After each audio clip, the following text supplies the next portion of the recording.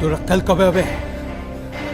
তোর আক্কেলটা কবে হবে? হ্যাঁ, যে লোকগুলো ওই বাজারে অতগুলো লোকের সামনে শঙ্করের গায়ে হাত দিয়েছে, তুই তাদেরকে ঘটা করে ঘরে এনে বসাইছিস?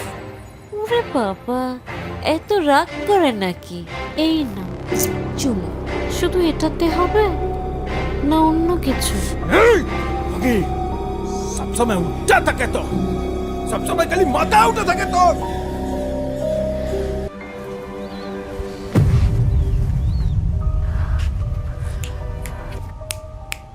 কি করছে কেন?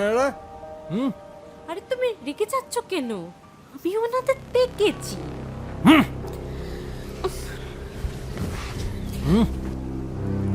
এখানে কি কি চাই? এখানে কি চাই? আরে কি চাই এখানে? হ্যাঁ, যান যান যান। শান্ত হয়ে বসো না বাবা, আমি ওনাদের যেতে বলছি। বলেন দিদি, আজ এক গরিবের ঘরে পায়ে ধুলো দিয়েছেন? আচ্ছা, কালকে তুমি কার ব্যাপারে একটু বলছিলে? শঙ্কর না কি একটা নাম যেন? ও নাকি গ্রামের আধুনিকতার ব্যাপারে অনেক সাহায্য করেছে। ওর ব্যাপারে সব কিছু জানতে চাইছি। হ্যাঁ তো, আমার শঙ্কর এই গায়ের কত মেয়েকে কাজ দিয়েছে, কিন্তু কি বলবো দিদিমণি, এই গায়ের কোনো লোক ওকে দেখতে পারে না।